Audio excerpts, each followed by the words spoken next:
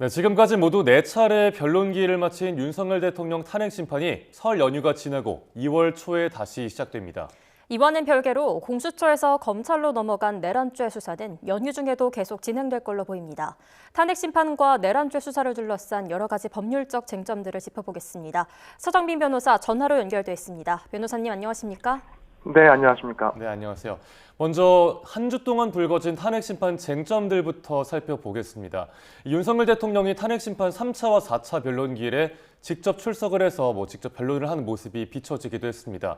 헌정사상 처음으로 대통령이 출석을 했는데 이렇게 변론에 출석한 배경 뭐라고 보십니까? 네, 우선 재판 자체를 봤을 때는 윤 대통령 입장에서는 직접 출석을 해서 필요한 경우에는 직접 자기 변호를 하는 것이 훨씬 유리하다라고 판단을 했던 것으로 보입니다. 실제로 윤 대통령은 단순히 출석만으로 그치지 않고 대리인을 통해서가 아니라 직접 계엄의 필요성이나 목적 그리고 성격에 대해서 설명을 하면서 적극적으로 변론을 하게 됐습니다. 그 밖에도 수사 절차와 비교했을 때 그 심리 내용이 외부에 공개된다는 차이가 있고, 그렇다면은 직접 변론을 하는 모습을 국민한테 이제 보여줌으로써 이 지지자들의 결집을 이끌어내는 데 효과적이고, 이것 역시도 재판에 유리하게 작용할 수 있다라는 판단을 하지 않았을까 생각이 됩니다. 네, 이 자리에서 윤 대통령은 국회 계엄 해제 의결을 막은 적이 없고 또 국회의원 체포도 지시한 적이 없다고 주장했죠. 다른 증언들과는 조금 배치되는 주장인 것 같은데 어떻게 보셨습니까? 네, 말씀하신 것처럼 이제 개헌 선포 당시에 작전을 수행한 사령관들이나 혹은 이제 홍장원 국정원 전 차장 같은 경우에는 윤 대통령이 국회의원을 국회에서 끌어내라는 지시를 직접 받았다, 혹은 정치인들에 대한 체포와 관련한 지시를 받았다라고 주장을 하고 있습니다. 하지만 윤 대통령은 이를 모두 이제 법정에서 부인을 했고요.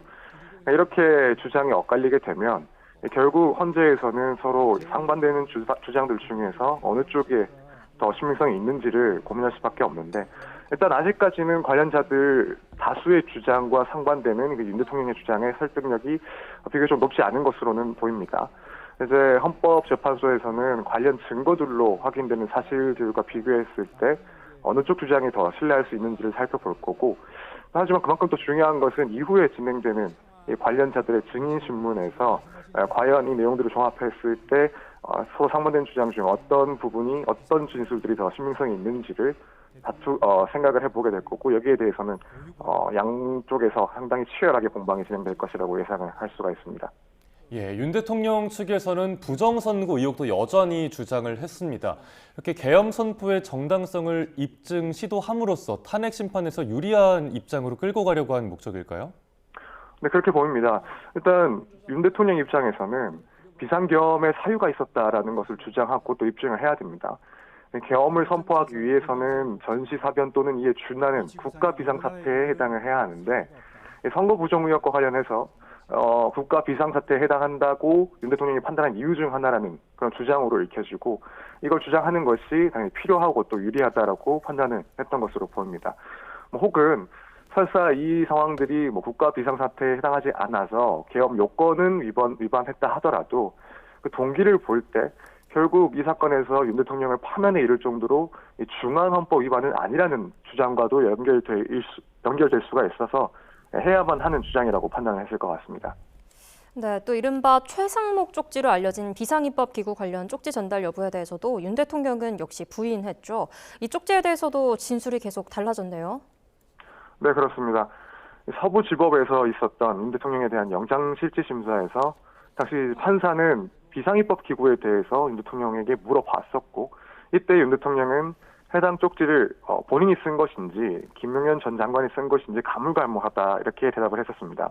하지만 이제 탄핵 심판의 3차 변론기일에서는 자신이 쓴 것은 아니고 이 김 전 장관이 작성을 했을 것으로 생각이 되는데 확인이 되지 않는다고 해서 진술의 그런 취지가 조금 달라졌습니다. 이 부분에 대해서는 이제 그저께 그 김용현 전 장관에 대한 증인 신문도 있었지만 앞으로의 그런 증인 신문의 심리 과정에서도 중요한 쟁점 중에 하나로 보입니다.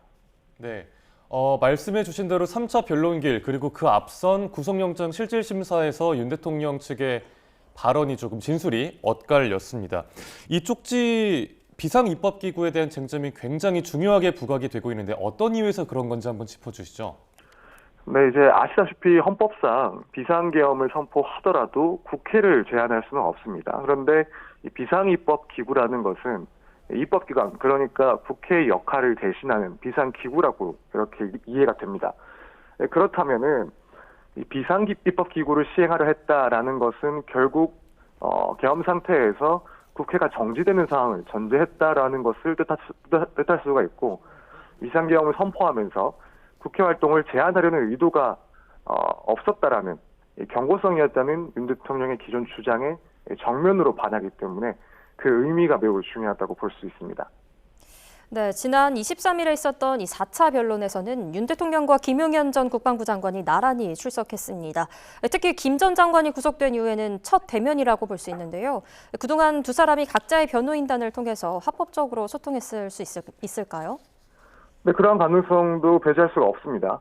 윤 대통령과 김용현 전 장관은 지금 둘 다 일반인 접견이나 서신 수발신이 금지가 되어 있지만 변호인 접견은 이제 금지할 수가 없고 가능한 상태입니다. 그동안 윤 대통령 그리고 김 전 장관은 계엄 사태에 관련해서 줄곧 동일한 입장을 보여왔고, 또 김 전 장관의 진술이 윤 대통령의 탄핵 심판에서는 중요한 진술 증거가 될 수 있었기 때문에 미리 양측의 대리인들을 통해서 대략적으로라도 질의사항에 대해서 소통이 있었을 가능성이 충분히 있습니다. 네. 또 윤 대통령이 군인들이 부당한 지시는 따르지 않을 거란 전제 하에 계엄을 선포했다고 주장했습니다. 군이라는 조직 자체가 상명하복이 원칙인 조직인데 얼핏 들으면 좀 이해가 가지 않을 수 있는 주장, 한 배경은 어떻게 보셨어요? 이 부분은 이제 국회 기능을 당시에 실제로 멈추려 한 것이 아니라 처음부터 경고성 계엄이었다라는 주장을 강변하다가 나온 다소 즉흥적인 발언인 것 같습니다. 문제는 이 발언을 들었을 때 결국에는 군인들한테 지시를 한 게 부당한 것이었다라고 스스로 인정하는 것처럼 이해가 될 수가 있습니다. 해당 주장만을 가지고 이제 윤 대통령의 전체적인 주장의 신빙성을 곧바로 헌재에서 판단하지는 않겠지만, 이런 모순되는 주장이 반복되면 결국 이 주장 자체만으로도 설득력이 떨어진다는 판단을 받을 가능성도 있습니다. 네, 또 화제가 됐던 질문 중에 하나가 의원들을 끌어내라고 한 게 아니라 요원이었다, 이런 주장이 나왔습니다. 이 발언이 탄핵 심판의 방어에 도움이 된다고 판단했던 걸까요? 네, 그렇게 판단했던 것으로 보입니다. 해당 내용은 윤 대통령의 변호인이 김용현 장관에게 질문하는 과정에서 나온 내용인데, 김용현 전 장관에게 당시에 사령관에게 의원이 아닌 요원을 끌어내라는 지시를 한 것이 아니냐고 물었고, 김용현 장관은 그렇다는 취지로 답변을 했습니다. 당연히 윤 대통령 측에서는 방어에 도움이 된다라고 판단을 했기 때문에 이런 질문을 한 거라고 볼 수밖에 없는데, 일단 또 한편으로는 김용현 장관이 사령관들에게 누군가를 끌어내라는 지시를 했다라는 그런 사실 자체에 대해서는 앞으로 이제 증인신문 과정에서 또 부인할 수 없다라고 보이고, 그렇기 때문에 이제 소통 과정에서의 착오가 있었다라는 그런 변론을 하는 것으로 보여집니다.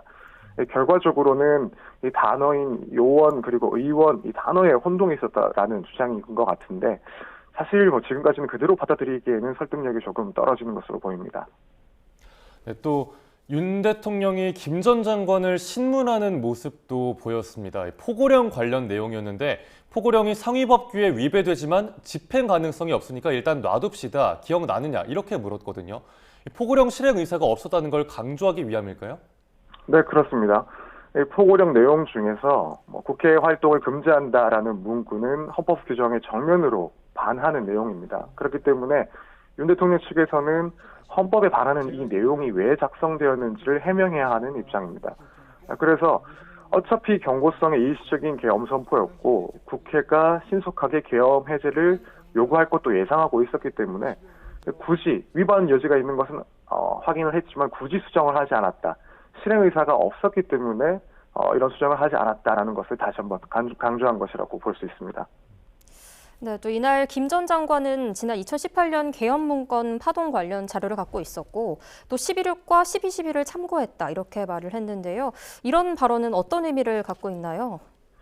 네, 이렇게 국회 활동을 제한하는, 그래서 헌법과 합치되지 않는 포고령이 작성된 이유에 대해서 윤 대통령은 이제 기존에 김 전 장관이 과거 포고문을 그대로 베끼다 보니까 착오가 있었던 것이다라고 주장을 해왔습니다.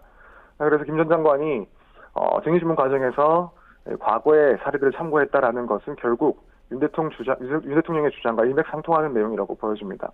뿐만 아니라 김 전 장관은 당시에 윤 대통령이 평소와 비교했을 때 꼼꼼하게 검토는 하지 않았던 것으로 보인다면서 윤 대통령의 기존 주장에 상당히 부합하는 진술을 추가하기도 했습니다. 결국 포고령에 해당 규정은 실제로 국회를 정지시킬 의사로 작성된 것이 아니고 대통령의 뜻 역시 그러했다라는 주장으로 보여집니다. 네, 김 전 장관이 또 정치인이나 법조인 체포 관련해서도 완강하게 부인을 했잖아요. 대통령에게 체포 지시를 받은 적이 없다는 건데 윤 대통령과 계속해서 같은 법적 논리로 평행선을 달린다고 보면 될까요? 네, 그렇습니다. 일단 김 전 장관의 그 진술 내용은 자신이 사령관 등에게 전화를 해서 알려준 그 체포 명단과 관련한 부분은 체포 명단이 아니라 포고령 위반 우려가 있는 대상자들에 대해서 동정을 살피라는 것이었고, 또한 윤 대통령으로부터 체포 관련 지시를 받은 적도 없다라는 것입니다. 이런 부분들은 지금 김 전 장관으로부터 체포 명단 지시를 받았다는 여인영 전 사령관이나 또 윤 대통령과 이제 여인영 정 사령관의 전화를 받았다는 홍장원 차장의 증인신문 절차에서 치열하게 다투어질 부분이라고 보여집니다. 다만 체포 지시를 했는지에 대해서 헌법재판관이 또 직접 물어보기도 했습니다. 이때 김 전 장관은 그 대상자 위반 우려가 있는 사람들에 대해서 동정을 살피라는 뜻이었다라는 주장을 반복하면서 한편으로는 만약에 포고령을 위반하는 대상자가 있으면 체포해야 하는 상황이 발생할 수도 있었다라는 다소 모순적인 진술을 하기도 했습니다. 이 점은 결국 진술의 신빙성을 조금 떨어뜨리는 내용이었다라고 판단이 됩니다.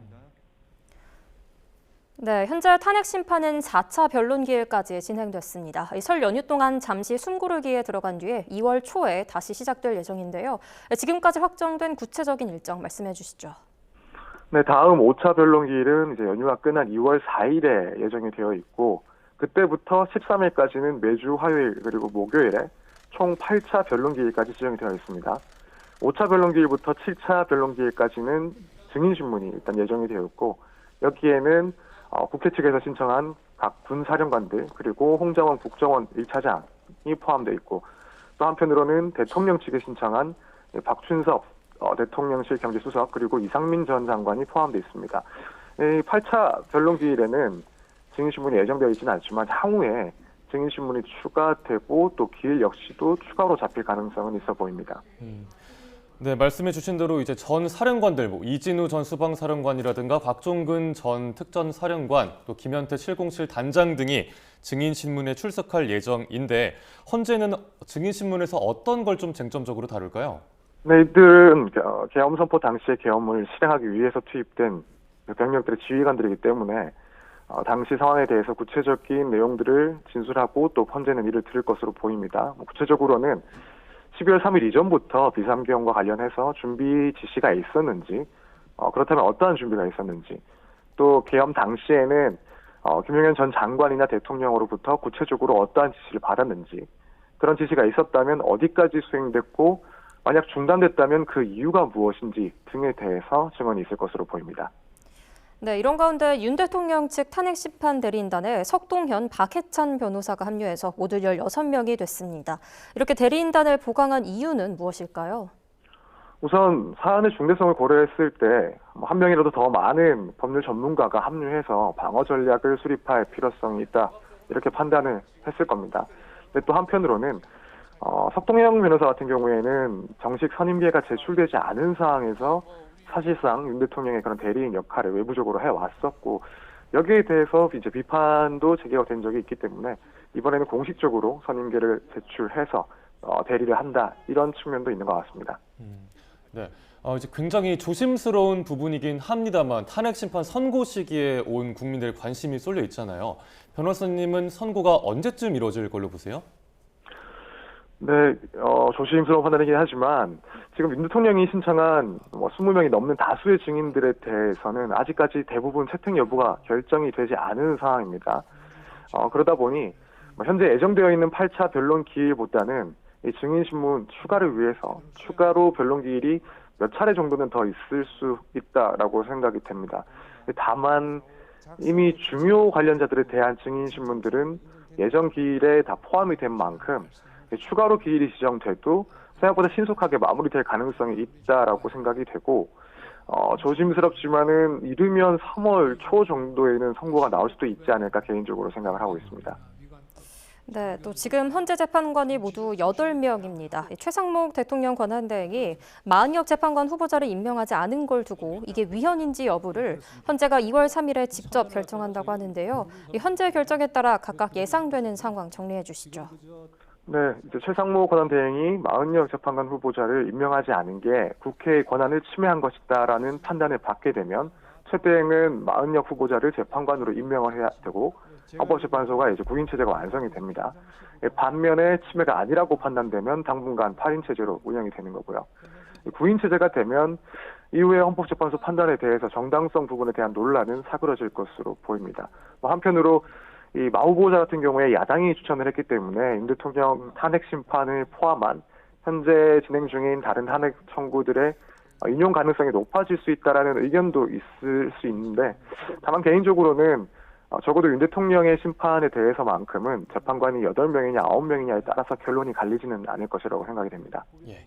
탄핵 심판 관련 쟁점들 짚어봤고 이제 내란죄 수사에 대해서 살펴보겠습니다. 검찰이 신청한 윤 대통령의 구속영장 연장을 법원이 기각했습니다. 4시간 만에 다시 신청을 하긴 했는데 이 법원 판단 변호사님 어떻게 보셨습니까? 네, 이 부분은 사실 저도 개인적으로는 당연히 자연스럽게 연장이 될 것이다라고 생각을 했고 다수도 그랬던 것 같습니다. 검찰 역시도 그렇게 예상을 했기 때문에 상당히 이제 당혹스러워하는 모습으로 알려졌습니다. 결국 법원은 공수처법의 입법 취지와 법조항을 엄격하게 해석을 했다라고 평가할 수 있을 것 같습니다. 공수처법에 의하면은 공수처가 수사한 사건 중에 기소권이 없는 사건은 검찰에 넘기게 되는데 이때 검찰은 공소제기 여부만을 판단해서 기소 혹은 불기소만 할 수 있을 뿐이고 수사를 할 수 있다라는 규정은 없다는 겁니다.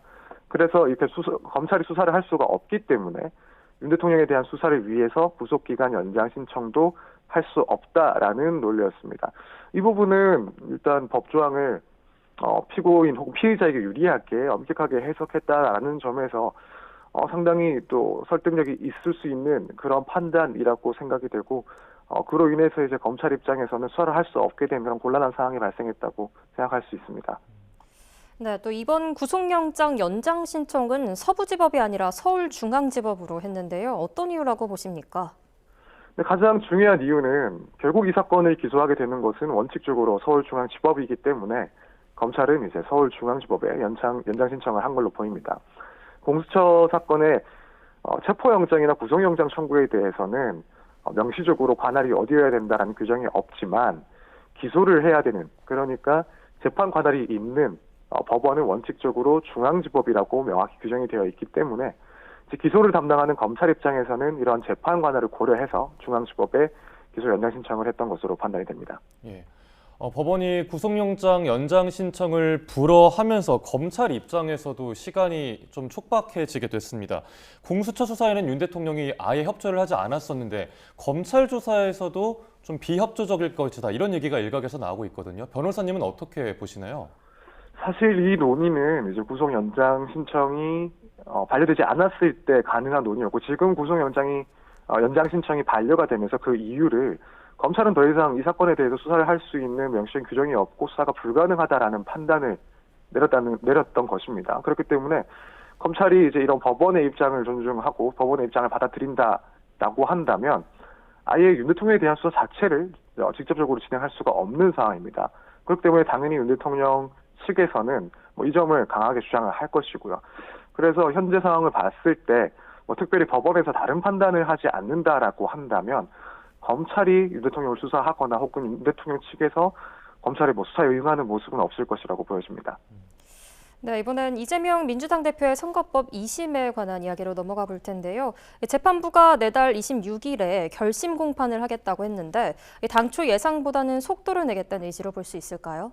네, 그렇습니다. 이전에도 이제 조희대 대법원장은 633 원칙을 지키도록 하겠다. 그러니까 선거법 위반 사건은 1심은 6개월 이내, 그리고 2심, 3심은 3개월 안에 끝내도록 하겠다라는 입장을 밝혔고, 지금 재판이 진행 중인 항소심은 3월 중순까지 신규 사건 배당을 또 받지 않게 됐습니다. 이러한 상황에서 재판부가 2월 26일에 결심을 하겠다라는 입장을 밝힌 것은 이 사건에 대해서 신속하게 사건을 종결하겠다는 강한 의사를 보인 것이라고 할 수 있습니다. 네.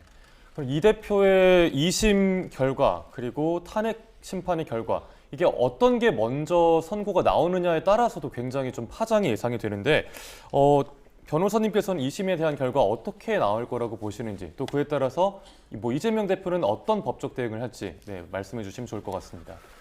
네, 일단 1심에서 이제 판결을 받았고, 근데 또 역시 당연히 이재명 대표 측에서는 치열하게 이 점을 다투고 있는 상황이라서 결과를 예측하는 것은 쉽지는 않을 것으로 보입니다.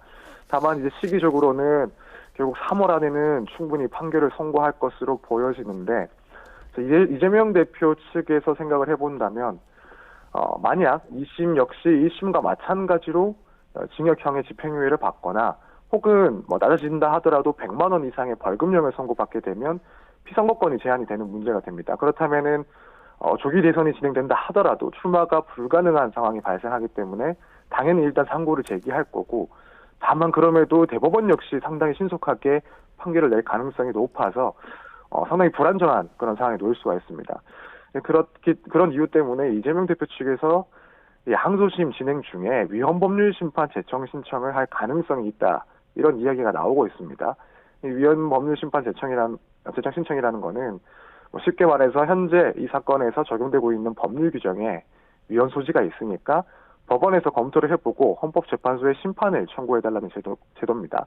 만약 인용이 되면 헌법재판소의 판단이 있기 전까지는 이 항소심 절차가 정지되기 때문에 이 제도를 이용할 가능성도 그런 대응 방법 중에 하나로 검토되고 있는 그런 상황이라고 예상이 됩니다. 예, 알겠습니다. 지금까지 서정빈 변호사와 함께 탄핵 심판과 내란죄 수사, 또 이재명 대표의 2심 둘러싼 법률적 쟁점들 짚어봤습니다. 오늘 말씀 고맙습니다. 감사합니다.